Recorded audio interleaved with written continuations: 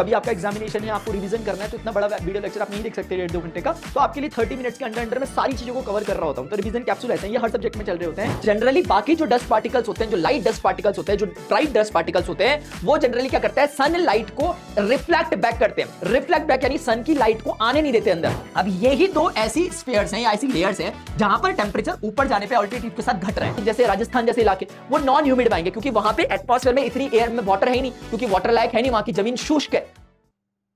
Hello students, how are you all? जय to all of you. बच्चों, आप सभी का स्वागत है। आज हम आपकी क्लास 9th की जो न्यू एनसीईआरटी बुक है सोशल साइंस की, understanding society India and beyond, इसका चैप्टर नंबर 3 का रिवीजन कैप्सूल देख रहे हैं। ठीक है ना। चैप्टर नंबर 4 तक ऑलरेडी कवर हो चुका है, हिस्ट्री का पहला चैप्टर भी हो चुका है, ज्योग्राफी के दोनों चैप्टर हो चुके हैं। जो बच्चे पहली बार देख रहे हैं सिर्फ यार उनको बता रहा हूँ कि देखो मैं क्या करता हूँ, पहले ना डिटेल सेशन लेता हूँ हमेशा। इसका ऑलरेडी एक डिटेल्ड वीडियो है, मेरे ख्याल से 1.5 या 2 घंटे का ऐसा कुछ वो था, उसमें डिटेल डिस्कशन किया खुल करके। अभी ये वाला जो रिवीजन कैप्सूल होता है, इसमें मैं एक बार क्रक्स दे रहा होता हूं सारा का सारा। कभी आपका एग्जामिनेशन है, आपको रिवीजन करना है, तो इतना बड़ा वीडियो लेक्चर आप नहीं देख सकते 1.5-2 घंटे का, तो आपके लिए 30 मिनट्स के अंडर में सारी चीजों को कवर कर रहा होता हूं। तो रिवीजन कैप्सूल ऐसे हैं, ये हर सब्जेक्ट में चल रहे होते हैं, चाहे साइंस में, फिजिक्स, केमिस्ट्री, बायोलॉजी वगैरह में, चाहे आपका सोशल साइंस में। मैथ्स में थोड़ा सा अभी मैंने चालू नहीं किया, अगर आप बोलोगे तो मैं देख लूंगा उसका भी। ठीक है ना। मैथ्स में बना डिटेल सेशन नहीं चल रहे होते हैं एक्सरसाइज वाइज। चलिए बच्चों, हमें ये हमारा फ्लो ऑफ कंटेंट, ये कंटेंट का फ्लो रहेगा बेसिकली, फ्लो ऑफ कंटेंट। हाँ ये सही है। Composition of the atmosphere, structure of the atmosphere, weather and climate, elements of weather and climate, season in India, monsoon और क्लाइमेट चेंज, ये हमारे टॉपिक्स हैं यार। अगर हमें ये समझ में आ जाते हैं, लास्ट में जब चैप्टर खत्म होगा तो आप यहां पर आकर के टिक मार्क करना कि क्या हमारे ये सारे टॉपिक्स कवर हो गए कि नहीं हो गए। Let's begin with the very first topic, composition of the atmosphere. बच्चों, कंपोजिशन ऑफ द एटमॉस्फेयर की जब हम बात कर रहे होते हैं यार, हमारा कंपोजिशन को देखो मैंने इस तरीके से बाइफरकेट किया है। आपकी बुक में जो कुछ है उसके सारे का क्रक्स और निचोड़ जूस है जो मैं आपको दे रहा हूं। क्या होता है कि कंपोजिशन ऑफ एटमॉस्फेयर, हमारा एटमॉस्फेयर जो बना हुआ है, हमारा जो वायुमंडल बना हुआ है, हम कह सकते हैं कि वो 3 मेन कंपोनेंट से मिलकर बना हुआ है। इसके अलावा भी बहुत सारी छोटी मोटी चीजें हो सकती हैं, बट मोटा मोटा 3 हिस्सों में हम कैटेगराइज कर सकते हैं। एक गैसेस है इसमें, दूसरा वाटर वेपर है और तीसरा डस्ट पार्टिकल है। इन तीनों के अपने अपने योगदान होते हैं एटमॉस्फेयर को बनाने में। वो क्या होते हैं समझते हैं। सबसे पहले गैसेस। हमारे एटमॉस्फेयर में बच्चों हमारे पास सबसे ज्यादा प्रचुर मात्रा में अबंडेंट जो गैसेस पाई जाती हैं, वो शुरुआती 2 नाइट्रोजन और ऑक्सीजन है। यानी कि नाइट्रोजन 78% और ऑक्सीजन 21% हमारे पूरी गैसेस का रखती है। तो इन दोनों को जोड़कर ही पूरा लगभग 99% हो जा रहा है। बाकी शेष बची 1% गैसों में हमारे पास आर्गन है, कार्बन डाइऑक्साइड है, हाइड्रोजन है, हीलियम है, क्रिप्टॉन, रेडॉन, जेनॉन, इस तरह की अलग अलग गैसेस होती है। ठीक है ना। हाँ, अब क्या होता है कि इन गैसेस का क्या महत्वता होती है, जब अब कुछ हैं तो उनकी अपनी महत्वता तो होगी ही होगी। भले ये 1% जो गैसें हैं, रेस्ट ऑफ द गैसेस, इनकी भी अपनी महत्वता होती है, लेकिन फिलहाल हम एक बार देखते हैं कि ये मेजर जो गैसेस हैं इनका क्या रोल है। हमारे मन में एक सवाल आता है कि नाइट्रोजन 78% है, ऑक्सीजन 21%, कम क्यों है? जबकि ऑक्सीजन हम लोग ले रहे होते हैं, यानी ऑक्सीजन की जरूरत हम सबको सबसे ज्यादा है, क्योंकि वही प्राणवायु है, वही हमारे सारे काम करवाती है। नाइट्रोजन को तो ऐसा हम काम भी सुनने को नहीं मिलता, फिर भी ऑक्सीजन कम प्रतिशत में और नाइट्रोजन ज्यादा प्रतिशत में। इसका कारण बच्चों ये होता है क्योंकि ऑक्सीजन काफी फ्लेमेबल गैस होती है। गैस आग यानी आग लगाने के लिए सबसे ज्यादा बिल्कुल एकदम तैयार रहती है जलने के लिए, वो ऑक्सीजन है। यानी ऑक्सीजन की प्रेजेंस में ही जलना हो पाता है, यानी कि अगर कभी कंबशन हो रहा है तो वो बिना ऑक्सीजन के नहीं हो पाता। नाइट्रोजन एज सच इतनी वो नहीं होती है, इतनी रिएक्टिव नहीं होती है, वो जलने में कोई सहायता वगैरह नहीं देती है। तो अब होता क्या है बच्चों कि अगर मान लिया ऑक्सीजन ज्यादा मात्रा में होती तो एयर का जो वो वाली क्वालिटी है, कंबशन जलाने वाली क्वालिटी, वो ज्यादा हो जाती। यानी एक छोटी सी चिंगारी भी बड़ी आग लगा सकती थी। अभी छोटी चिंगारी उतनी ज्यादा आग नहीं लगा पाती क्योंकि ऑक्सीजन ज्यादा नहीं है, ज्यादा है नाइट्रोजन। तो नाइट्रोजन कहीं ना कहीं ऑक्सीजन को डाइल्यूट करने का काम करती है। ऑक्सीजन को क्या करती है? डाइल्यूट करने का काम करती है। समझ में आ रही है आपको बात? जैसे कि कोई चीज है, जैसे फॉर एग्जांपल आप रुआवजा पीते हो, कुछ आपने लिया, तो वो क्या होता है, वो आप कॉन्सेंट्रेटेड लेते हो, आप इतना सा डालते हो और बाकी डाइल्यूट करने के लिए पानी मिलाते हो। तो सिमिलरली ऑक्सीजन अगर ज्यादा अमाउंट में होगी तो एकदम से एटमॉस्फेयर हमारा बहुत ज्यादा रिएक्टिव हो जाएगा फायर के लिए। तो हमारे नेचर ने इस तरह का अरेंजमेंट किया। तो एक तरीका तो यह है। दूसरा तरीका है बच्चों, प्लांट की जो ग्रोथ होती है उसमें भी नाइट्रोजन की बड़ी भूमिका होती है। यानी कि जो प्लांट्स होते हैं उन्हें नाइट्रोजन चाहिए होता है, लेकिन जो वो एटमॉस्फेरिक नाइट्रोजन है उसे डायरेक्टली नहीं ले पाते। इसीलिए क्या होता है, जो प्लांट्स होते हैं उनके स्टेम्स में नीचे रूट्स की तरह राइजोबियम नाम का एक बैक्टीरिया रहता है, जो क्या करता है, एटमॉस्फेरिक नाइट्रोजन को लेता है और उस नाइट्रोजन नाइट्रोजन फिक्सेशन करता है, उस नाइट्रोजन को कन्वर्ट करता है किसी और अन्य कंपाउंड में, यानी जैसे कि नाइट्रेट में या नाइट्राइट वगैरह में बदलता है और उसको फिर प्लांट ले सकते हैं। तो एक नाइट्रोजन फिक्सेशन का काम होता है। तो डायरेक्ट नाइट्रोजन एटमॉस्फेयर से प्लांटों को नहीं मिलती है, किसी और चीज में कन्वर्ट होती है और फिर मिलती है। जैसे फॉर एग्जांपल ऐसे सोचो कि जैसे हम लोग पानी पीते हैं तो हम पानी के थ्रू ऑक्सीजन ले लेते हैं H2O, ऐसा टाइप का कुछ कुछ, ठीक है ना। तो ये बात होती है, आप समझ पा रहे हैं मेरी बात को। तो ये नाइट्रोजन का ये रोल होता है यार, ठीक है। अभी हम आते हैं ऑक्सीजन, तो बताने की जरूरत नहीं है कितना रोल होता है, हम सब इसकी प्रेजेंस में ही हम सब ये ले रहे होते हैं ना, ऑक्सीजन ले रहे होते हैं। आर्गन बच्चों, आर्गन एक निष्क्रिय यानी कि नोबल गैस है, नॉन रिएक्टिव गैस है, इसका भी अपना योगदान होता है। बट अभी हम जो देखेंगे वो है कार्बन डाइऑक्साइड। कार्बन डाइऑक्साइड के दो इंपॉर्टेंट रोल होते हैं। एक तो सबसे इंपॉर्टेंट फोटोसिंथेसिस में, यानी कि हम जानते हैं कि प्लांट अपना जो खाना वगैरह फूड बनाते हैं, फूड प्रिपेयर करते हैं, उसके लिए उन्हें कार्बन डाइऑक्साइड, सनलाइट की रिक्वायरमेंट होती है और वाटर की रिक्वायरमेंट होती है। फिर वो उसको उसकी प्रेजेंस में अपना खाना बनाते हैं, ग्लूकोज, और साथ में थोड़ी ऑक्सीजन रिलीज करते हैं जिसको हम लोग ले रहे होते हैं। तो अगर सोचो कि वो कार्बन डाइऑक्साइड लेकर अपना फोटोसिंथेसिस ही नहीं करेंगे तो कहीं ना कहीं ऑक्सीजन भी नहीं मिल पाएगी। और दूसरा, कहीं ना कहीं अगर प्लांट ही नहीं डेवलप हो पाएंगे तो पूरा का पूरा फूड चेन खराब हो जाती है। तो इसीलिए कार्बन डाइऑक्साइड इतनी इंपॉर्टेंट है। जो मैं यहां पे एक बात बता रहा था ना, नाइट्रोजन फिक्सेशन वाली, उसमें वो बैक्टीरिया की और जो एक लाइट होती है ना, जो थंडर स्टॉर्म्स में निकलती है, उसकी प्रेजेंस में भी होती है कुछ काम। यहां पे हल्का सा मैंने ऐसी हिंट के लिए बता दिया, तो आप समझ गए होंगे यार इतना इनका क्या योगदान है। तो कार्बन डाइऑक्साइड एक तरह से फोटोसिंथेसिस में काम करती है। दूसरा, कार्बन डाइऑक्साइड एक ग्रीन हाउस गैस है। मतलब ग्रीन हाउस गैसेस बच्चों वो होती है हमारे एटमॉस्फेयर में वो गैसेस जो कि सन की लाइट जो हमारे अर्थ में पड़ रही है, जैसे दिन में सन की लाइट सुबह सुबह आने लग जाती है, रेडिएशन आता है, इसे कहते हैं इंसोलेशन। इंसोलेशन यानी इन सोलर रेडिएशन, यानी सोलर रेडिएशन इन हो रहा है, यानी अर्थ की तरफ जो इंसोलेशन होता है वो इंसोलेशन शाम को वापस जा रहा होता है। यानी कि कुल मिलाकर के इंसोलेशन से जो हीट डेवलप हुई थी पूरी अर्थ को गर्माहट जो मिली थी, वो गर्माहट सन के जाते ही एकदम ठंडी ना हो जाए पृथ्वी, तो उसके लिए क्या होता है कि जो वो रेडिएशन वापस जा रहा होता है उसको कुछ गैसेस ट्रैप कर लेती है ताकि वो एटमॉस्फेयर से बाहर ना निकल पाए। और इसके कारण हमारा जो तापमान रहता है पृथ्वी का, वो सूर्य के ना होने के बावजूद भी रात के समय थोड़ा गर्माहट बनी रहती है, वरना एकदम ठंडा हो जाएगा जब सन ही नहीं है तो फिर, है ना। तो इसीलिए वो गर्माहट बनी रहे, इसलिए ग्रीन हाउस गैसेस क्या करती हैं, उन रेडिएशंस को कैप्चर कर लेती है। आप मेरी बात समझ रहे हैं। कार्बन डाइऑक्साइड इसमें एक बड़ा रोल प्ले करती है। कार्बन डाइऑक्साइड एक ग्रीन हाउस गैस है। ऐसे ही मीथेन एक ग्रीन हाउस गैस है। नाइट्रस ऑक्साइड N2O, जिसे लाफिंग गैस भी कहा जाता है, वो भी एक बच्चों ग्रीन हाउस गैस है, यानी वो भी इंसुलेशन को वापस जाने से रोकती है और अर्थ के टेंपरेचर को मेंटेन रखती है। तो अब आपको कुल मिला के गैसेस की इंपॉर्टेंस समझ में आ गई होगी। अब आते हैं वाटर वेपर में। तो वाटर वेपर बच्चों क्या होता है, ये कुल मिलाकर बताता है कि amount of water, basically water vapour बताता है कि आपके एयर में ना कितना, अच्छा वो ह्यूमिडिटी के लिए हो गया। वाटर वेपर का मतलब होता है जल वाष्प। जैसे पानी होता है, पानी इवेपोरेट होकर के क्या होता है, हमारे एटमॉस्फेयर में चला जाता है।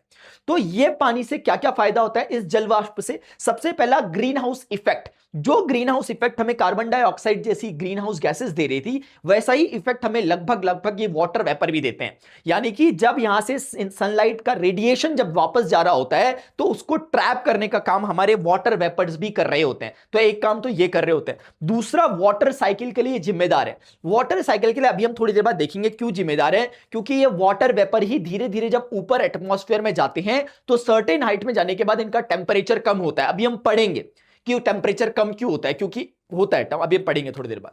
तो टेंपरेचर कम होने के बाद गैसेस जब ठंडा होती है, हमने केमिस्ट्री में पढ़ा था एक्सप्लोरिंग मिक्सचर देयर सेपरेशन वाले चैप्टर में भी, कि जब भी गैसेस ठंडा होती हैं तो वो क्या करती हैं बच्चों, कंडेंस होती है, आपस में एक दूसरे के करीब आने लग जाती हैं। और जब वो करीब आने लग जाती हैं तो वो कंडेंस होने लग जाती है। कंडेंसेशन के कारण यानी संघनन के कारण वो सारी जब मिल जाती है तो लिक्विफाई हो जाती है, लिक्विड बन जाती है। और फिर बाद में वही लिक्विड क्या होता है, बाद में प्रेसिपिटेशन की फॉर्म में, बारिश की फॉर्म में, हेल्स की फॉर्म में, या फिर आपके बर्फ की स्नो की फॉर्म में बाहर बरस जाती है। ठीक है ना। तो ये हो गया वाटर साइकिल। आप समझ रहे हो क्यों इसका काम हुआ। पहले यहां से वाटर ही गया ऊपर जाके ठंडा हुआ, कंडेंस हुआ, फिर वापर बन के, यानी वाटर पहले वाटर वेपर बना, गैस बना, और गैस ऊपर जाके ठंडी हुई, ठंडी होकर फिर से आपस में करीब आ गई और लिक्विड बन के नीचे बरस गई।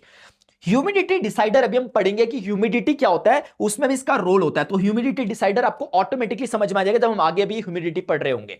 डस्ट पार्टिकल्स, बच्चों डस्ट पार्टिकल भी हमारे एटमॉस्फेयर पे होते हैं। इनका मेन रोल होता है क्लाउड फॉर्मेशन के लिए। कैसे करके, ये जो वाटर वेपर्स ऊपर गई थी, इनको किसी चीज में टिकने के लिए जगह चाहिए, इनको एक प्लेटफॉर्म चाहिए जहां पर ये अटक सके। तो डस्ट पार्टिकल एक कंडेंसेशन न्यूक्लियाई की तरह काम करते हैं। कुछ भी नहीं है, जैसे एक वाटर का बलून है। अब वाटर के बलून के अंदर वाटर है, हम जानते हैं, लेकिन उस वाटर बलून को बनने के लिए एक सरफेस चाहिए उस वाटर को, कि वो वाटर कहां जाए जहां पर वो इकट्ठा हो जाए। तो वैसे ही करके डस्ट पार्टिकल एक कंडेंसेशन करने के लिए एक न्यूक्लियाई यानी एक प्लेटफॉर्म प्रोवाइड कर रहे हैं। समझ में आ रही बात? इसी के चारों तरफ क्या होती है, वाटर वेपर लग जाती है, तो ये बीच में रह गया तो उसे कहते थे न्यूक्लियाई, कंडेंसेशन का न्यूक्लियाई। तो क्लाउड फॉर्मेशन अल्टीमेटली करवा पा रहे हैं। दूसरा, डस्ट पार्टिकल भी टेंपरेचर रेगुलेट करवाने में हेल्प करते हैं, क्योंकि डस्ट पार्टिकल भी ना बच्चों दो तरह के होते हैं। एक थोड़े कार्बन डस्ट टाइप के होते हैं, डार्क डस्ट। वो कैसे होता है, उनका काम होता है कि वो एब्जॉर्ब कर लेते हैं हीट को, यानी वो भी कहीं ना कहीं ग्रीन हाउस इफेक्ट शो कर रहे होते हैं।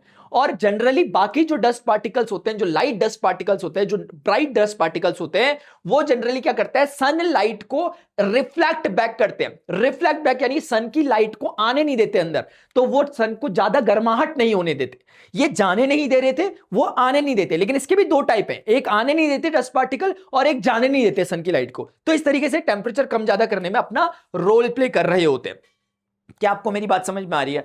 अब हम बढ़ते हैं बच्चों आगे की तरफ। Next topic, structure of the atmosphere. हमने देख लिया कंपोजिशन ऑफ द एटमॉस्फेयर क्या था, अब हम देख रहे हैं structure of the atmosphere. Atmosphere का स्ट्रक्चर कैसा है, यानी कि ये जो गैसेस हैं, ये वाटर वेपर वगैरह है, टेंपरेचर है, हमारे आसपास कैसा है। तो अर्थ ऐसी स्फेरिकल है, तो अर्थ के सरफेस से जैसे जैसे आप बाहर निकलते हो ना, तो हमने सुना है कि भाई हमारे सैटेलाइट्स वगैरह होते हैं, ऊपर जाते हैं अंतरिक्ष में लोग, तो कैसे जाते होंगे, पहले अर्थ के सरफेस के भी कई ऊपर तक, लगभग 600-700 किलोमीटर तक अर्थ का एक, कहीं ना कहीं आप ये मान के चलो कि अर्थ का प्रभाव रहता है। अर्थ का एटमॉस्फेयर लगभग 600-700 किलोमीटर तक काम कर रहा होता है। सरफेस छोड़ दिया, बट उसके बावजूद भी ये अर्थ का ही रीजन माना जाता है, क्योंकि वो अर्थ का ही सरफेस है। जैसे सोचो कहीं पे आग लगाई हमने, अभी जहां पे आग लगी है वहां पे तो आग लगी है, उसके आसपास के इलाके तक भी गर्माहट आ पा रही है। क्या आप मेरी बात, तो उसका एक फील्ड तैयार हो पा रहा है उस फायर का। वैसे ही हमारी अर्थ भले ही जैसे भी हो, फुटबॉल जैसी, लेकिन उसके कुछ किलोमीटर्स तक, यानी 600-700 किलोमीटर्स तक उसका प्रभाव रहता है।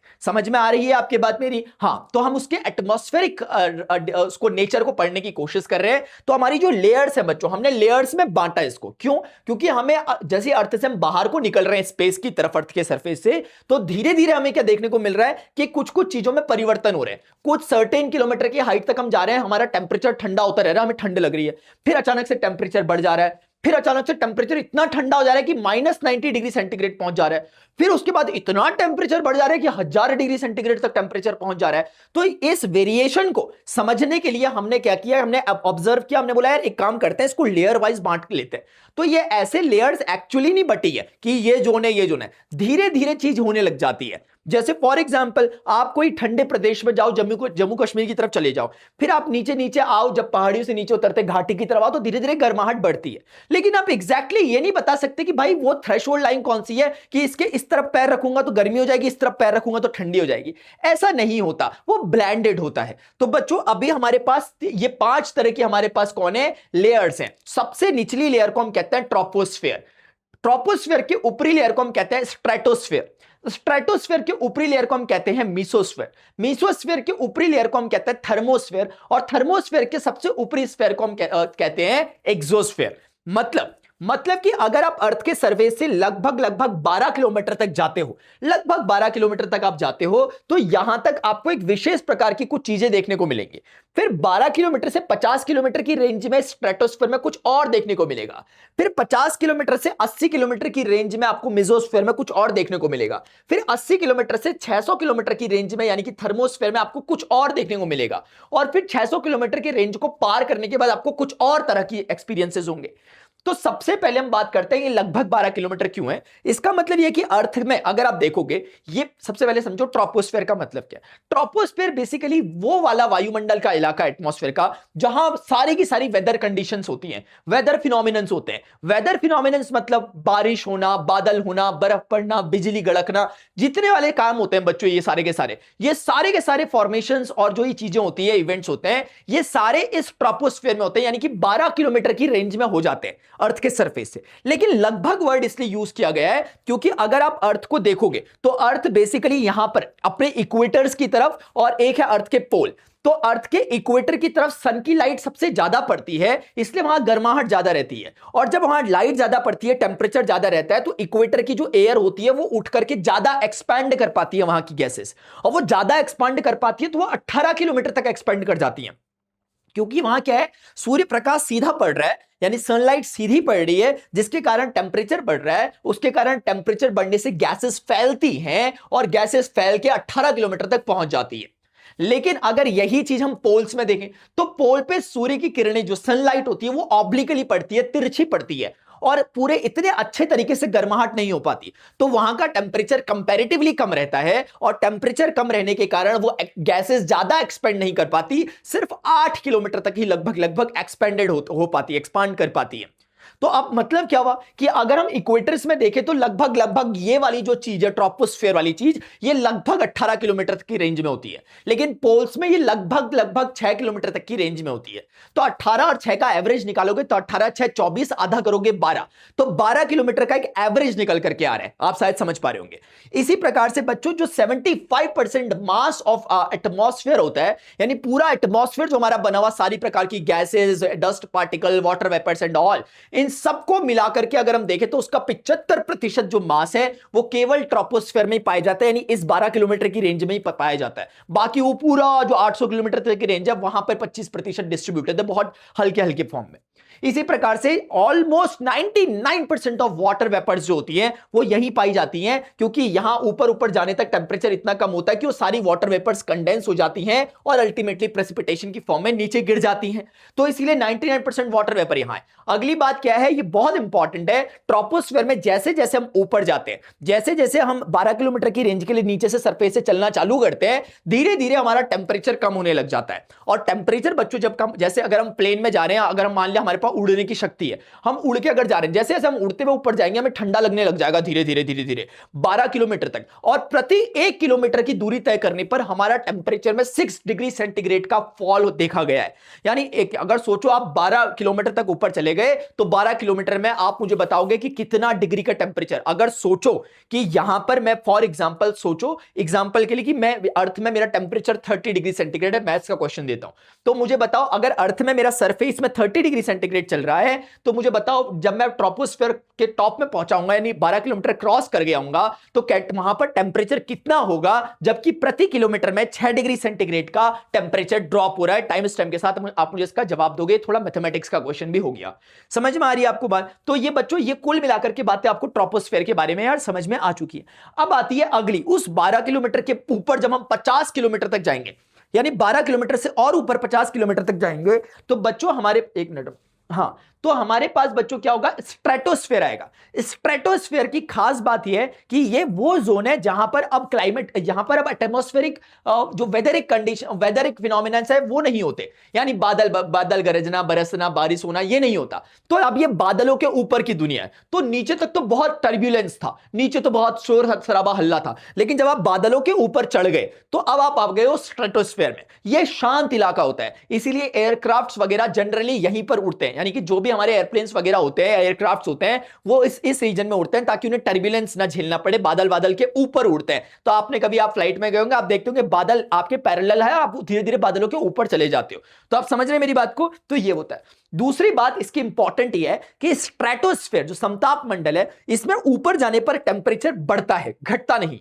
यानी यहां से ऊपर जाने पर टेम्परेचर बढ़ता रहता है। उसका कारण यह है कि इसके स्ट्रेटोस्फेयर के ऊपरी लेयर में ओजोन पाई जाती है। ओजोन नाम की गैस, जैसे ऑक्सीजन एक गैस है O2, वैसे ही O3 एक गैस है, ओजोन उसका नाम है। ओजोन का फंक्शन ये होता है बच्चों कि ये अल्ट्रावायलेट रेज, जो आपका अल्ट्रावायलेट रेडिएशन सन से हमारी अर्थ की तरफ आ रहा होता है, जिसमें हार्मफुल कुछ रेज भी होती है अल्ट्रावायलेट, उन अल्ट्रावायलेट रेज को क्या करता है, उन अल्ट्रावायलेट रेडिएशंस को ये क्या करता है, सोख लेता है, एब्जॉर्ब कर लेता है और वहीं पर टूट टूट के ऑक्सीजन में बदलता रहता है। तो एक छोटी सी बात ये थी, एक्स्ट्रा बताई मैंने। तो ओजोन लेयर का मेन जो काम है वो क्या है, अल्ट्रावायलेट रेडिएशन को एब्जॉर्ब कर लेना, ताकि वो हानिकारक किरणें अर्थ तक ना पहुंच पाए। देखो, अल्ट्रावायलेट किरणें पूरी हानिकारक नहीं होती हैं, उसकी अलग अलग डिग्रीज होती है।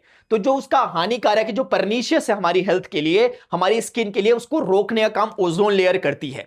तो इसीलिए कहते हैं कि ओजोन हमारे लिए एक सुरक्षा कवच का काम करती है। लेकिन हम लोग जिस तरह से अब इतना सारा उटपटांग काम कर रहे होते हैं, उसकी वजह से ओजोन लेयर में धीरे धीरे डीके हो रहा होता है, ओजोन लेयर कमजोर पड़ रही है। फिर एक टाइम ऐसा आएगा, ओजोन लेयर कह देगी ले भाई छोड़ दिया मैंने, ठीक है ना। अगर ओजोन लेयर ने छोड़ दिया तो अल्ट्रावायलेट सारी घुस जाएंगी। तो फिलहाल आपको समझ में आ रहा होगा। तो क्योंकि वो अल्ट्रावायलेट रेस को क्या करती है, एब्जॉर्ब कर रही होती है बच्चों, इसलिए उसका टेम्परेचर वहां पे क्या हो जाता है, ज्यादा हो जाता है। क्योंकि अल्ट्रावायलेट रेस जो होती है वो काफी एनर्जेटिक रेस होती है। तो उस रेस को अगर वो अपने पास रख रही है, कंट्रोल कर रही है, तो उस जगह का टेम्परेचर कैसा हो जाता होगा, हाई हो जाता होगा। इसीलिए स्ट्रेटोस्फेयर में टेम्परेचर बढ़ता रहता है जाने पर। लेकिन जैसे ही आप 50 किलोमीटर के रीजन से और ऊपर जाने की कोशिश करते हो, 50 किलोमीटर से 80 किलोमीटर के रेंज में, यानी ओजोन लेयर के ऊपर और जाते हो आप जब, तो आपका टेम्परेचर फॉल करने लग जाता है। क्योंकि अब टेम्परेचर बढ़ने का कोई रीजन नहीं बचा, क्योंकि नीचे ओजोन नीचे काम कर रही है, लेकिन अब धीरे धीरे टेम्परेचर ऊपर बढ़ने लग गया। और 80 किलोमीटर तक पहुंचने पर आपका टेम्परेचर इतना बढ़ जाता है कि अच्छा, बड़ा तो यहां था ना, आई एम रियली सॉरी बच्चों, बड़ा था ना, यहां पे मैंने गलत बोल दिया, बड़ा तो यहां था। अब धीरे धीरे टेम्परेचर घटने लग जाता है, क्योंकि ओजोन लेयर तो अब यहां है नहीं। तो ओजोन लेयर होती तो वो सोखती, तो एनर्जी आती, तो टेम्परेचर बढ़ता। लेकिन अब ओजोन लेयर के ऊपर आप जब जाओगे मेसोस्फेयर में, आपका टेम्परेचर घटने लग जाता है, घटने लग जाता है, घटने लग जाता है, घट जाता है। तो लगभग 80 किलोमीटर तक जब आप पहुंचते हो, आपका टेम्परेचर इतना घट जाता है कि टेम्परेचर -90 डिग्री सेंटीग्रेड पहुंच जाता है। यानी 0 डिग्री सेंटीग्रेड से भी 90 डिग्री सेंटीग्रेड नीचे बहुत ठंडा होता है, बहुत ठंडा। मतलब कितना ठंडा मैं बता नहीं सकता, इतना ठंडा, ठीक है ना। तो आप मतलब आपने एक्सपीरियंस ही नहीं किया। 0 डिग्री सेंटीग्रेड बर्फ वाला टेम्परेचर होता है, उससे नीचे सोचो -90 डिग्री। तो ये होता है। इसका जो खास फीचर होता है मेसोस्फीयर का, जो मीटेरोइड्स होते हैं, जो उल्का पिंड हमारे कभी पृथ्वी में आ रहे होते हैं अंतरिक्ष में घूमते घामते, तो अगर वो अर्थ के सरफेस में गिरेंगे तो तबाही मचा सकते हैं। तो इसीलिए वो मीटेरोइड्स को हमारी मेसोस्फीयर में ही वो क्या हो जाता है, खत्म हो जाते हैं। क्योंकि वो इतनी तेजी से आ रहे होते हैं, स्पीड में आ रहे होते हैं। क्योंकि आप जानते हो कि स्पीड होगी, क्यों होगी उसमें, आप जानते हो, क्योंकि ग्रेविटी उसे खींच रही है और प्रति 1 सेकंड में 10 मीटर प्रति सेकंड की वेलोसिटी का चेंज करवाती है ग्रेविटी के कारण। तो कुल मिला के मीटेरोइड्स क्या हो जाते हैं, फ्रिक्शन के कारण जल जाते हैं, वहीं जल जाते हैं। बड़े बड़े पत्थर होते हैं, वहीं जल जाते हैं। तो मीटर्स जो आपके मीटेरोइड्स होते हैं वहीं खत्म हो जाते हैं। लोग इसे फ्लाइंग स्टार्स कहते हैं। लोग कहते हैं मैंने टूटता हुआ तारा देखा। जो टूटता हुआ तारा जैसा फील आता है वो एक्चुअली मीटेरोइड्स होते हैं, ठीक है। तो यहां पर टेम्परेचर क्या हुआ, घटा। अब ये ही दो ऐसी स्फीयर्स हैं या ऐसी लेयर्स हैं जहां पर टेम्परेचर ऊपर जाने पे ऑल्टीट्यूड के साथ घट रहा है। एक शुरुआत वाली ट्रोपोस्फीयर और एक दूसरी मेसोस्फीयर। इसके अलावा सब जगह टेम्परेचर बढ़ रहा होता है ऊपर जाने पर। आप समझ गए। एक छोटी सी बात कि ट्रोपोस्फीयर और स्ट्रेटोस्फीयर के बीच की जो रीजन है, जहां से ये शुरू होता है और ये खत्म होता है, उसको ट्रोपोपॉज कहते हैं, इसको स्ट्रेटोपॉज कहते हैं। इनके बीच के रीजन को मेसोपॉज कहते हैं, इनके बीच के रीजन को थर्मोपॉज कहते हैं। तो असल में जो पीछे वाला है उसके नाम के पीछे पॉज लगा देते हैं। अगर मैं कहूं कि मेसोस्फीयर और थर्मोस्फीयर के बीच का जो ट्रांजिशन पीरियड लाइन है उसको क्या कहोगे, आप कहोगे उसे कहेंगे मेसोपॉज। आपको क्लियर हो गया, ठीक है। तो बच्चों हमने मेसोस्फीयर तक देख लिया। तो मेसोस्फीयर को हिंदी में मध्यमंडल कहते हैं, क्योंकि मध्य में, इसके इस तरफ भी कुछ है, इसके इस तरफ भी कुछ है। आप समझ रहे हैं बात को। मेसोपोटामिया क्या मतलब, अच्छा अभी अगले चैप्टर में पढ़ा रखा है आपको, तब पढ़ोगे। चलिए, थर्मोस्फीयर और हमारे पास क्या है, एक्सोस्फीयर। थर्मोस्फीयर बच्चों वो जगह है जहां पर अब टेम्परेचर रैपिडली बढ़ता है। क्यों बढ़ता होगा, क्योंकि अब ये रीजन वो है जहां पर सन का रेडिएशन बहुत तेजी से आ रहा है और यहां के जो भी एयर्स हैं वो क्या हो जा रही है, आयोनाइज हो जा रही है, जिसके कारण काफी हाई मात्रा में यहां पर एनर्जी दिख रही है, यानी टेम्परेचर बढ़ गया। क्योंकि सारी गैसेस यहां अपने आयोनाइज फॉर्म में रह रही हैं, तो इसीलिए आयोनोस्फीयर भी यहीं पर एग्जिस्ट कर रहा होता है, इसी रेंज के अंदर, ठीक है ना। रेडियो कम्युनिकेशन जैसी जो चीजें होती है, ब्रॉडकास्टिंग वगैरह, वो इन्हीं पर होती है। यानी कि हम मतलब समझ रहे हो आप, यानी कि हमारे जो सिग्नल्स वगैरह होते हैं वहीं से टकरा के वापस आ रहे होते हैं, उसका एक अलग फिजिक्स है, वो कभी और पढ़ेंगे, ठीक है। तो यहां पर टेम्परेचर बढ़ते बढ़ते 1000 डिग्री सेंटीग्रेड तक टेम्परेचर पहुंच जाता है। और उसके बाद यही वो जगह है बच्चों, थर्मोस्फीयर वाली, जहां ऑरोरा हमें देखने को मिलता है। ऑरोरा बेसिकली एक तरह से जो पोल्स होते हैं नॉर्थ और साउथ पोल्स में, यहां पर हमें चमकीला सा आसमान दिखाई देता है रेड और ब्लू कलर का। उसके पीछे का रीजन ये है क्योंकि जो सन से आने वाला जो विंड थी, जिसे हम बेसिकली सन विंड कहते हैं या सोलर विंड कहते हैं, वो सोलर विंड में बहुत हाई एनर्जेटिक आयंस रहते हैं उसमें बहुत ज्यादा, क्योंकि गैसेस क्या होती है, आयनाइज हो चुकी होती है। वो जब अर्थ की तरफ आ रहे होते हैं आयनिक पार्टिकल, तो वो अर्थ में घुस नहीं पाते क्योंकि अर्थ का मैग्नेटिक फील्ड उन्हें रोक देता है। तो ऐसे में वो अर्थ के पोल्स के थ्रू थोड़ा सा घुस जाते हैं, एंट्री कर लेते हैं घुसपैठियों की तरह। तो पोल्स के थ्रू जब घुस रहे होते हैं तो वहां पर वो फिनोमेना ऑरोरा का हमें दिखाई देता है और वो चमकीला सा आसमान हमें दिखाई देता है नॉर्थ और साउथ पोल में। एक्सोस्फीयर बच्चों वो जगह है जो लगभग 600-700 किलोमीटर के ऊपर की जगह है, जहां पर हाइड्रोजन और हीलियम जैसी हल्की गैसेज होती हैं और वो भी आयनाइज फॉर्म में। सैटेलाइट जो होते हैं, अगर मैं आपसे पूछूं सैटेलाइट मतलब बच्चों वो होते हैं उपग्रह, यानी जो अर्थ के चारों तरफ चक्कर लगाते रहते हैं। अब ये कहना कि सैटेलाइट इसके ऊपर होते हैं थोड़ा गलत होगा, क्योंकि अलग अलग तरह के सैटेलाइट्स होते हैं। लियो सैटेलाइट्स होते हैं, मियो सैटेलाइट्स होते हैं, जियो सैटेलाइट्स होते हैं। यानी लियो सैटेलाइट्स मतलब कि लो अर्थ ऑर्बिट सैटेलाइट्स जो होते हैं, ऐसी मियो जो सैटेलाइट्स होते हैं वो आपके मीडियम अर्थ ऑर्बिट होते हैं। और जियो जो सैटेलाइट्स होते हैं वो जियोसेंट्रिक या जियोसेंट्रिक नहीं कहना चाहिए मुझे, जियो stationery satellites, I am really sorry, Jio stationery satellites होते हैं। असल में सैटेलाइट क्या करता है, अर्थ के चारों तरफ घूमता है, ठीक वैसे ही जैसे अर्थ घूम रही है सन के चारों तरफ, ठीक वैसे ही जैसे चांद घूम रहा है हमारी अर्थ के चारों तरफ, उसे सैटेलाइट कहते हैं। समझ रहे हैं आप? अब ये सैटेलाइट कहां पे लगाए जाते हैं, ऐसी एक्स्ट्रा नॉलेज के लिए बता रहा हूं, लगभग 200 किलोमीटर से लगना चालू हो जाते हैं। तो ये मत समझना सैटेलाइट यही लगते हैं। अब 200 किलोमीटर कहां आ रहा है रीजन, लगभग यही आ रहा है, तो 200 किलोमीटर से भी सैटेलाइट लगना चालू हो जाते हैं अकॉर्डिंगली। जैसे मैंने कहा लो ऑर्बिट सैटेलाइट, तो वो लो ऑर्बिट मतलब छोटा ऑर्बिट में ही रहते हैं, यानी कि 200 किलोमीटर 160 किलोमीटर से लगने लग जाते हैं। फिर अकॉर्डिंग टू उनके उसके हिसाब से अगर वो मीडियम और वाला है तो वैसे, और जो सबसे बड़ा वाला है जिसको हम कहते हैं जियो स्टेशनरी सैटेलाइट, आप पढ़ोगे बाद में ग्रेविटेशन नाम के चैप्टर में इसके बारे में, जियो सेंट्रिक मैं अभी इसके बारे में ज्यादा बताऊंगा नहीं, बस इतना बताऊंगा ये बहुत इंपॉर्टेंट होते हैं जियो स्टेशनरी सैटेलाइट्स जो होते हैं। यानी कि वैसे ही घूमते हैं जैसे जिस स्पीड से अर्थ घूम रही है, ये वैसे ही अर्थ का चक्कर 24 घंटे में पूरा करते हैं। हल्की सी बात मैंने बता दी, इसीलिए इसको जियो स्टेशनरी कहते हैं, क्योंकि अर्थ के रिस्पेक्ट में स्टेशनरी लगता है, क्योंकि इसी तरह से मूव, जैसे जैसे अर्थ मूव कर रही है वैसे ही मूव करते हैं। तो ये भी पूरा जैसे अर्थ अपनी एक्सिस में घूमने में 24 घंटे लगाती है, तो ये भी अर्थ के चारों तरफ घूमने में 24 ही घंटे लगाते हैं। तो अर्थ के रिस्पेक्ट में रुके हुए लगते हैं। इनकी हाइट लगभग 35,000 किलोमीटर होती है, और ये कोई तुक्का नहीं है, ये कैलकुलेटेड हाइट होती है। आप फिजिक्स में निकालोगे 35,500 किलोमीटर के करीब करीब कुछ होती है। तो इतनी हाइट में लग रहे होते हैं, इतनी ज्यादा हाइट में। ऐसे ही बच्चों आपने शायद इंटरनेशनल स्पेस सेंटर्स के बारे में आपने सुना होगा, जो इंटरनेशनल स्पेस सेंटर कहना चाहिए या मुझे इसका कुछ और कहना चाहिए यहाँ पे एक वर्ड, हाँ इंटरनेशनल स्पेस स्टेशन कहते हैं उसे, ISS। इंटरनेशनल स्पेस स्टेशन बच्चों वो होते हैं जहां पर ना कुछ लोग जाकर के क्या करते हैं, रिसर्च कर रहे होते हैं, लो ग्रेविटी को फील कर रहे होते हैं, ताकि आगे जाकर के वो रिसर्चेस करके चंदा मामा और मंगल ग्रह पर पहुंच सके। तो उसमें अभी बहुत सारी कंट्रीज नहीं है, कुछ 4-5 कंट्रीज हैं, जैसे अमेरिका है, जापान है, रशिया है, कनाडा है, और ऐसे करके एक आध एक और होंगी, यूरोप की और कंट्रीज है, लेकिन इंडिया नहीं है। अभी तक इंडिया का वहां पर कोई भी पर्सन नहीं गया। कुछ 6 से 7 लोग वहां जाते हैं। 2000 में प्रोजेक्ट शुरू हुआ था, सन 2000 में, तब से कंटिन्यूअसली एक ग्रुप वहां जाता ही है। तो 6-7 लोग वहां रहकर रिसर्च कर रही होते हैं, बीच बीच में वो आते हैं फिर जाते हैं। वो 400 किलोमीटर की रेंज में, तो वो ज्यादा ऊपर नहीं है, 400 किलोमीटर यहीं पर रहते हैं वो, तो जाना आना उन लोगों का लगा रहता है। वैसे सुनीता विलियम, जिनका आपने नाम शायद सुना होगा, बट वो इंडियन मूल की थी, बट वो गई नासा की तरफ से थी, भारत की तरफ से नहीं गई थी वो। तो ऐसा कुछ है, अभी तक गए नहीं। आप बताना अगर आपका जाने का मन हो तो मैं बात करवाता हूं। वेदर और क्लाइमेट की बात करेंगे बच्चों, नेक्स्ट हमारा टॉपिक है वेदर और क्लाइमेट का मतलब क्या होता है। वेदर होता है मौसम। आज मौसम कैसा है यार, आज बर्फ पड़ रही, कल बारिश आ रही, परसों धूप खिलखिला गई। तो इस तरीके से जो चीजें बदलती रहती है, आपके नहीं मेरे मूड की तरफ मास्टर के, जो कभी अच्छा है कभी खराब है कभी कुछ है, मूड स्विंग जो होता रहता है, ऐसी वाली सिचुएशन, उसको हम कहते हैं बच्चों क्या, वेदर। तो वेदर क्या होता है, घंटे घंटे के हिसाब से बदलता है। सुबह आपने देखा धूप आ रही थी, दिन में देखा बारिश आने लग गई, रात में फिर से आसमान साफ हो गया। तो ये वेदर है। तो आवर टू आवर और ऐसी डे टू डे बदलता रहता है। लेकिन क्लाइमेट क्या होता है, ये आपका मिजाज होता है। ये ऐसा नहीं, ये आपकी पर्सनालिटी होती है। ये नहीं होता कि अभी बदल गया वो, ये ऐसा है कि आपका पर्सोना है। जैसे कि आप मान लिया आप कैसे हो, आप खुश मिजाज हो, हाँ आप खुश मिजाज हो तो आप हमेशा खुश रहते हो, कभी कभी हो सकता है आप किसी बात पे थोड़ा गुस्सा वगैरह हो जाते हो। आप हमेशा गुस्से में रहते हो तो आपका जो पर्सनैलिटी है गुस्से वाली है, हो सकता है आप कभी कभी खुश हो जाते हो।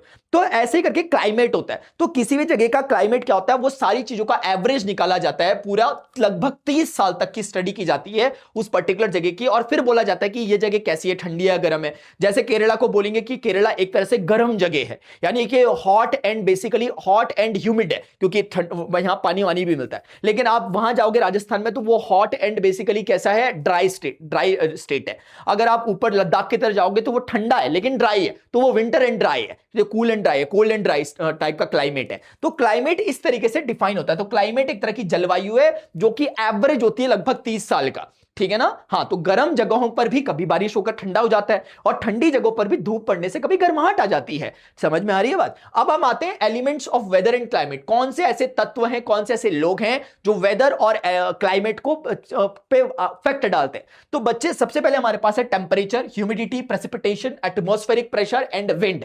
सबसे पहले चालू करते हैं टेम्परेचर से। तो टेम्परेचर क्या करता है, depends on day night season. अभी आप बोलोगे आज गर्मी हो रही है, ठंडी हो रही है, कैसे डिपेंड करता है। अभी दिन में अक्सर गर्मी होती है, शाम को होते होते धीरे धीरे ठंडक आ जाती है, क्योंकि इंसोलेशन के कारण। और ऐसे ही न केवल दिन रात बल्कि मौसम भी बदलता है वेदर के कारण। गर्मियों के मौसम में गर्मी लगती है, ठंडियों के मौसम में ठंडी लगती है, तो वेदर के कारण भी होता है। मतलब वेदर तो मतलब सीजन के कारण कहना चाह रहा था, वेदर बदलता है। इंसोलेशन इसी में आ गया कि भाई कौन सी जगह में आप रह रहे हो। आप हो सकता है इक्वेटर की तरफ रह रहे हो, ज्यादा इंसोलेशन रहता है तो गर्माहट वाला इलाका रहता है, जैसे अफ्रीका टाइप का इलाका है। अगर आप ठंडे इलाके में रह रहे हो जहां पर अच्छे से नहीं पड़ पाती सन की लाइट, यूरोप टाइप का, तो वहां पर ठंडक होगी, तो इंसोलेशन भी मायने रखता है। इक्वेटर से पोल की तरफ जाने पर टेंपरेचर लगातार डिक्रीज होता है, मैंने आपको बताया था, क्योंकि इक्वेटर की तरफ सनलाइट सीधी पड़ती है और पूरे साल भर पड़ती है। लेकिन पोल की तरफ आप जैसे जाने लग जाते हो, जैसे आप इक्वेटर से ऐसे ऐसे जाने लग जाते हो पोल की तरफ, तो टेंपरेचर कम होने लग जाता है, क्योंकि वहां पर सनलाइट अच्छे से नहीं पड़ पाती, तिरछी पड़ती है। अभी ह्यूमिडिटी की हम बात करें तो ह्यूमिडिटी बच्चों क्या है, amount of water vapour present in the air. जैसे हमारे इस एटमॉस्फेयर में मान लेते हैं 100 मॉलिक्यूल्स ऑफ एयर है, अब उसमें मान लेते हैं 20 मॉलिक्यूल वाटर के आ गए, तो उन्होंने 20 एयर के मॉलिक्यूल को हटा के 20 मॉलिक्यूल वाटर के आ गए, तो अब क्या होगा, 20% हम कहेंगे कि यहां प्रति 100 एयर मॉलिक्यूल में 20 मॉलिक्यूल वाटर के हैं। अब दूसरी जगह हमने देखा कि 5 ही मॉलिक्यूल आ पा रहे हैं दूसरे इलाके में, तो वहां वाटर वेपर 5% है। तो वाटर वेपर कितनी है मौजूद एयर में, उसी को हम कहते हैं कि कितनी वो ह्यूमिड है, कितनी नहीं है। अगर वाटर वेपर ज्यादा मौजूद है इसका मतलब ह्यूमिड है वो जगह, और अगर वाटर वेपर कम मौजूद है वो नॉन ह्यूमिड है। जैसे मैंने कहा कि जैसे राजस्थान जैसे इलाके वो नॉन ह्यूमिड में आएंगे, क्योंकि वहां पे एटमॉस्फेयर में इतनी एयर में वाटर है ही नहीं, क्योंकि वाटर लायक है नहीं, वहां की जमीन शुष्क है, सूखी है। अब जबकि आप केरल जैसे इलाके में जाओगे, वहां पे कोस्टल इलाके हैं और इसके कारण वहां की जो नमी रहती है वो बरकरार रहती है एटमॉस्फेयर में, तो वो ह्यूमिड रीजन है। तो ये बात होती है। तो टेम्परेचर बढ़ने पर ह्यूमिडिटी बढ़ती है, ये एक रिलेशन आपको समझ में आना चाहिए। क्योंकि जब टेम्परेचर बच्चों बढ़ता है तो जो अपनी गैस होती है, एटमॉस्फेयर की एयर होती है, वो एक्सपांड करती है। जब वो एक्सपांड करती है तो वाटर मॉलिक्यूल के आने के लिए जगह बन जाती है, तो इस तरीके से ह्यूमिडिटी आ पाती है। दूसरे शब्दों में टेम्परेचर बढ़ने पर जो एयर रहती है उसकी कंटेन करने की ह्यूमिडिटी को जो कैपेसिटी होती है वो बढ़ जाती है। समझ में आ रही है बात। हाँ, प्रेसिपिटेशन क्या होता है, जब वही वाटर वेपर जिसकी हम बात कर रहे थे वो वाली, जब वो कंडेंस होने लग जाती है और सैचुरेट हो जाती है, यानी एयर है, एयर में अब पानी की वाटर वेपर जितना आ सकता था आ गया, अब और वाटर वेपर नहीं आ पाता, एक ड्यू पॉइंट आ गया, तो ये सारी वाटर वेपर क्या होती है, इकट्ठा हो जाती है, कंडेंस हो जाती है, और अगर इन्हें सही क्लाइमेटिक कंडीशन मिल गई तो ये बरस भी जाती है। फिर समझ में आनी, मतलब पहाड़ वगैरह मिल गया, कुछ मिल गया टकराने वकराने के लिए, तो ये प्रेसिपिटेशन होता है। प्रेसिपिटेट अलग अलग फॉर्म में हो सकता है, वो रेन की फॉर्म में हो सकता है, वो स्लिट की फॉर्म में हो सकता है, वो आपकी बर्फ की फॉर्म में हो सकता है, स्नो की फॉर्म में हो सकता है,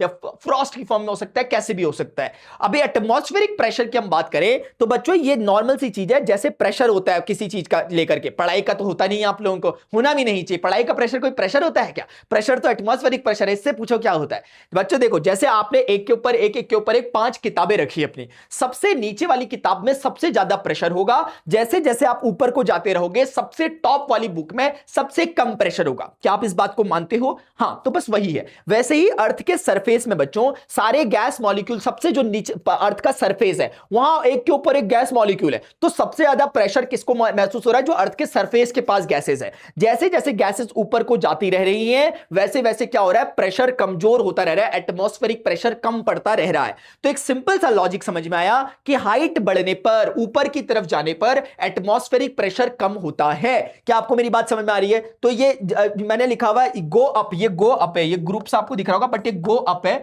गो अप जाने पर आपका प्रेशर डिक्रीज होता है, रेड वाले से दिखा रखा है। अब बच्चों यहां पर एक बात है, कभी कभी क्या होता है, जैसे मैं बोलता हूं कि मैं भाई दिल्ली में मैं 2 किलोमीटर ऊपर गया, शिमला में भी मैं 2 किलोमीटर ऊपर गया, तो अब बताओ प्रेशर कैसा होगा? अब दोनों में तो हाइट सेम रही बट उसके बावजूद फर्क क्या है? दिल्ली गर्म है, ये वाला शिमला ठंडा है। तो कहने का मतलब ये हुआ, अब यहां हाइट मैटर नहीं करी क्योंकि उस हाइट के हिसाब से तो दोनों सेम प्रेशर में होने चाहिए, लेकिन यहां दोनों में एटमॉस्फेरिक प्रेशर अलग अलग होगा। क्यों अलग होगा? क्योंकि जिस जगह टेंपरेचर ज्यादा था, जैसे सोचो दिल्ली में टेंपरेचर ज्यादा था, तो दिल्ली की जमीन पे जब लगातार सन रेडिएशन पड़ रहा था तो वहां की गैसेस को क्या कर रहा था? गर्म कर रहा था, गैसेस फैल रही थी और ऊपर जा रही थी। क्या आप मेरी बात समझ रहे हैं? तो टेंपरेचर बढ़ने के कारण उसका जो दिल्ली का सरफेस है वो क्या हो गया? वहां का प्रेशर कम हो गया। क्यों कम हो गया? क्योंकि गैसेस उड़ के ऊपर भाग रही हैं। तो जैसे जैसे टेंपरेचर किसी जमीन पे ज्यादा ज्यादा होता रहेगा तो उस जगह की जो गैसेस थी वो ऊपर उठ जाएंगी और वहां पे क्या हो जाएगा? प्रेशर लो प्रेशर जोन बन जाएगा, लो प्रेशर जोन बन जाएगा। सिमिलरली ठंडा इलाका है, ठंडे इलाके में यानी टेंपरेचर ढंग से नहीं पड़ पा रहा, कम टेंपरेचर है, तो वो सारी चीजें नीचे ही बैठी पड़ी रहेंगी, ठंड में नीचे बैठी रहेंगी, वो सब जम के बैठी रहेंगी। तो इसका मतलब वहां पर सरफेस में प्रेशर ज्यादा होगा तो वो हाई प्रेशर जोन बन जाएगा। तो आपको समझ में आ रहा होगा कुल मिला के जहां टेंपरेचर ज्यादा है वहां पे गैसेस उड़ जा रही हैं जिसके कारण प्रेशर कम हो जा रहा है, और जहां टेंपरेचर कम है वहां गैसेस बैठ जा रही है इसके कारण प्रेशर ज्यादा हो जा रहा है। तो टेंपरेचर और प्रेशर के बीच में बच्चों कैसा एक इनवर्स रिलेशन है, यानी जिस जोन में टेंपरेचर ज्यादा है तुरंत समझ जाना वहां पे प्रेशर कम होता है। यही मॉनसून का भी कॉन्सेप्ट है, भी थोड़ी देर बाद हम देखेंगे अगर ये बात आपको समझ में आ गई। अब अगली बात विंड। विंड क्या होती है बच्चों? ये होता है movement of air from higher pressure to lower pressure. अगर हायर प्रेशर जोन से लोअर प्रेशर जोन की तरफ हमेशा टेंडेंसी होती है, नेचुरल टेंडेंसी कि एयर मूव करती है, और इसी मूवमेंट को, एयर के मूवमेंट को हम विंड कहते हैं। विंड के दो प्रकार, स्पेशली जो हमारे पास बेसिक लेवल पे अभी हम देख रहे हैं, अलग अलग तरह की विंड्स होती हैं, ठीक है ना। अभी हम फिलहाल बेसिक लेवल का इस क्लास में देख रहे हैं, आगे जाकर हम अच्छा और पढ़ते हैं जब अगले क्लास में जाएंगे 11th वगैरह में। सी और लैंड, तो सी विंड्स और लैंड विंड्स क्या होती हैं? सी विंड्स बच्चों वो होती हैं जो डे में चलती हैं, और जो लैंड विंड्स होती हैं वो नाइट में चलती हैं। अगर किसी को डाउट हो तो यहां समझ लो। देखो क्या हुआ, जैसे ये लैंड है, ये सी है, यानी ये सनी डे है, यानी कि दिन का समय है, ये चंदा मामा है, रात का समय है। अब देखो ये लैंड है, सी है। बस एक छोटा सा कॉन्सेप्ट ध्यान रखो, पानी देर से ठंडा होता है और पानी देर से गर्म होता है। जमीन जल्दी ठंडी हो जाती है, जल्दी गर्म हो जाती है। जैसे अगर आपने लाइटर लगा करके, एक लाइटर लगा के जमीन को गर्म कर रहे हैं और उतने ही टेंपरेचर देकर के आप पानी को गर्म कर रहे हैं, तो जमीन जल्दी गर्म हो जाएगी और पानी गर्म होने में टाइम लगाएगा। सिमिलरली जल्दी अब दोनों गर्म हो गए मान लिया सर्टेन टेंपरेचर तक, अब आप हटा दो लाइटर, अब जमीन ठंडी भी जल्दी हो जाएगी लेकिन ये ठंडा होने में भी टाइम लगाएगा। तो ये जो नदी है, पानी है, इसका साबुन क्या है? स्लो है। सिर्फ बंटी का ही साबुन स्लो नहीं है मास्टर, इधर देख चल अभी। तो कहने का मतलब ये होगा कि लैंड और सी में बच्चों हमें ये समझना है कि अगर ये कॉन्सेप्ट क्लियर है कि पानी जल्दी ठंडा होता है, जल्दी गर्म होता है, जमीन जल्दी ठंडी होती है, आई एम सॉरी बच्चों मैंने गलत कहा, पानी देर से गर्म होता है और देर से ठंडा होता है, और जमीन जमीन क्या होती है यार, क्या है? जमीन देर से ठंडी होती है, जमीन जल्दी गर्म होती है और जल्दी ठंडी होती है। यार थोड़ा ना बोलते बोलते ना एक टेंशन भी रह रहा है कि कहीं ज्यादा टाइम ना लग जाए, बच्चों का बेचारों का पेपर है। तो जमीन बच्चों टाइम नहीं लगाती है, एकदम गर्म हो जाती है और एकदम ठंडी हो जाती है। पानी है जो टाइम लगाता है, पानी का साबुन स्लो है, ठीक है ना। तो अब क्या होता है सोचो, दिन के समय लाइट पड़ी तो पानी ने गर्म होने में टाइम लगाया, लेकिन जमीन गर्मा गर्म हो गई एकदम, तो टेंपरेचर क्या हो गया? हाई हो गया, यहां टेंपरेचर लो हो गया। तो जहां हाई टेंपरेचर वहां प्रेशर लो होता है, जहां लो टेंपरेचर वहां प्रेशर हाई होता है। तो हाई प्रेशर से लो प्रेशर की तरफ विंड फ्लो करने लग जाएगी, और हम कहेंगे कि सी से कुछ पवन, कुछ ब्रीज, कुछ ठंडी हवाएं चल रही है लैंड की तरफ। तो दिन के समय में सी से चलती है वो, और जहां से चलती है विंड या ब्रिज, उसको नाम दिया जाता है वहां का। जैसे ये सी से चल रही है ना, तो सी ब्रिज कौन है? जो सी से चलती है।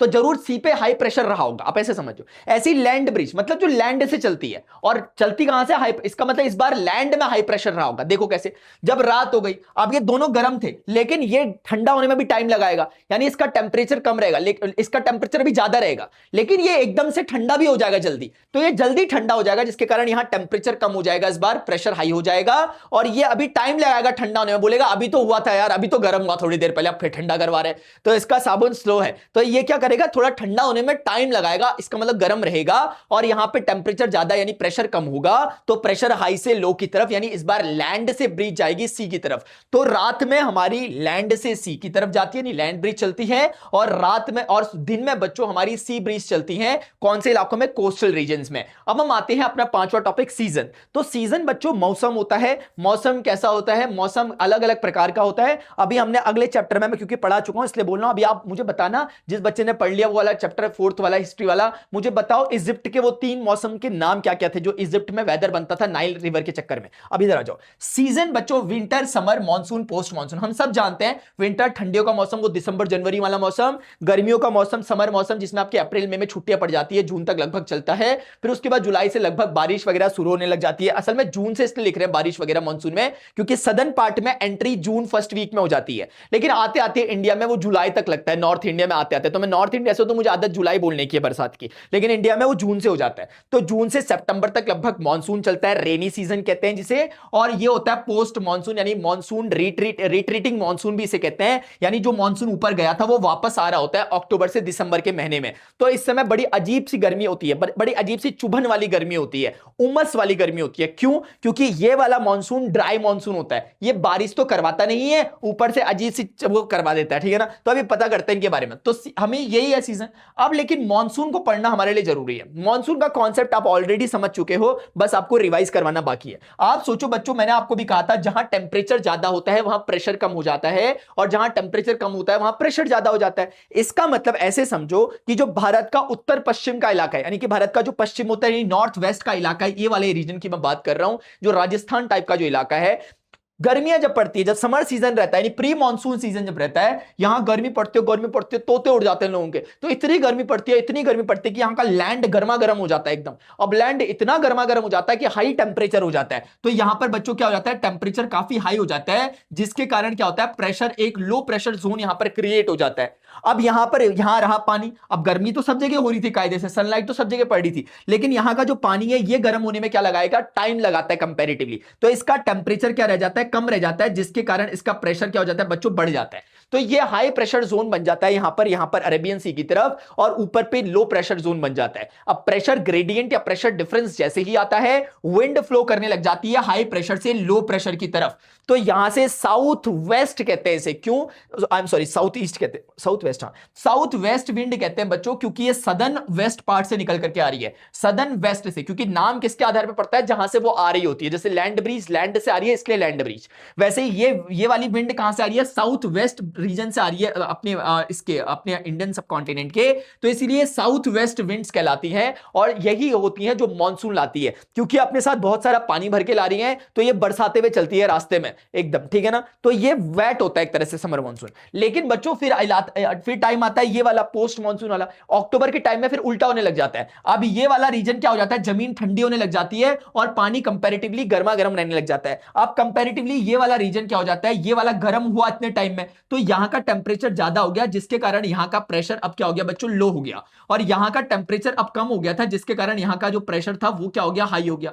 तो अब हाई प्रेशर जोन यहां कहीं हाई प्रेशर जोन बन गया, और नीचे पे क्या बन गया, लो प्रेशर जोन, जिसके कारण अब ये रिट्रीट करता है, मॉनसून वापस आता है। तो वापस आ रहा है जब मॉनसून, तो यहां से पूरे इलाके से आ रहा है। लेकिन अब सोचो इस इलाके से आने वाला मॉनसून क्या कर पाएगा, वो सूखा मॉनसून है, उसके पास कुछ भी नहीं है, ड्राई मॉनसून है। लेकिन जब मॉनसून इधर से ये आ रहा होता है, तो यहां से कुछ पानी उठा करके वो कुछ इन इलाकों में, भारत का जो ईस्टर्न घाट होता है उस इलाकों में कुछ पानी बरसा देता है, जो तमिलनाडु आंध्र वाला इलाका है, इस तरफ पानी का बारिश आ जाता है। तो जो मॉनसून यहां से जा रहा था ना साउथ वेस्ट, वो आमतौर पे तमिलनाडु में बारिश नहीं करवा पाता, क्योंकि रास्ते में वहां पे बड़े बड़े पहाड़ वगैरह आ जाते हैं, मतलब वो उनका शेडो रीजन में पड़ जाता है। लेकिन तमिलनाडु जैसे रीजन को, ईस्टर्न घाट को असली पानी जो मिलता है वो इस लौटते हुए रिट्रीटिंग मॉनसून से मिलता है, जिसे आमतौर पर ड्राई ड्राई मानसून कहते हैं, लेकिन वो यहाँ पे बे ऑफ बंगाल से पानी उठा के यहाँ पे छिड़क देता है, थोड़ा सा डाल देता है। तो इस तरीके से बच्चों ये मानसून का रीजन था। क्लाइमेट चेंज बच्चों हम सभी के लिए एक बड़ी समस्या है। मैं चाहता हूं कि आप क्लाइमेट चेंज पर 200 शब्दों का एक निबंध लिखकर कमेंट सेक्शन में मुझे बताएं कि क्या क्या उटपटांग काम हम लोग कर रहे हैं जिसके कारण क्लाइमेट लगातार चेंज हो रहा है। हमने देखा कि अर्थ ने हमारे लिए चीजें इतने स्ट्रक्चर तरीके से बना रखी है, उसके बावजूद भी हम कार्बन डाइऑक्साइड का ज्यादा इमिशन कर रहे हैं, हमारा जो कार्बन फुटप्रिंट है वो लगातार बढ़ता रह रहा है, जिसके कारण ग्लोबल वार्मिंग की समस्या आ रही है, क्योंकि वो वाली जो ग्रीन हाउस गैसेज हैं वो इतने अमाउंट में हो गई हैं कि वो हीट को इतना कैप्चर कर दे रही हैं कि हमारे ग्लेशियर्स पिघल रहे हैं। ग्लेशियर पिघलने से क्या हो रहा है, धीरे धीरे जो सी का लेवल है वो बढ़ रहा है, क्योंकि ग्लेशियर पिघल रहे हैं तो पानी आ रहा है और पानी सी के लेवल को बढ़ा रहा है। सी के लेवल का पानी बढ़ रहा है, जिसके कारण क्या हो रहा है, जो कोस्टल रीजन्स जो है, जो ऐसी कंट्रीज हैं इवन कुछ और ऐसी रीजन्स है जो समुद्र के पास होते हैं, वहां पर अलग अलग तरह के सुनामी वगैरह का खतरा बढ़ रहा है, या फिर वो क्या हो जा रहे हैं, वो अंदर चले जा रहे हैं उसके अंदर, क्योंकि पानी का लेवल बढ़ गया तो वो डूब जा रही है वो कंट्रीज। ऐसा हो रहा है, तो हमें ध्यान रखना चाहिए अपने क्लाइमेट को बचाने के लिए, ठीक है ना। आप मुझे जरूर बताएंगे कि आप क्या क्या कर सकते हो क्लाइमेट बचाने को। सबसे पहला आप काम जो कर सकते हो, एक लाइक दे सकते हो। एक लाइक बराबर लग जा गले वाला है, तो एक झप्पी के बराबर है। और अगर तुमने एक हाइप दिया है वीडियो को, तो इसका मतलब तुम 1000 बार झप्पी कर रहे हैं मास्टर को, इसका मतलब। चल अभी के लिए बच्चों इतना ही यार, मिलते हैं अपने नेक्स्ट सेशन में। Till then goodbye, see you, take care, Jai Hind, bye bye, love you all.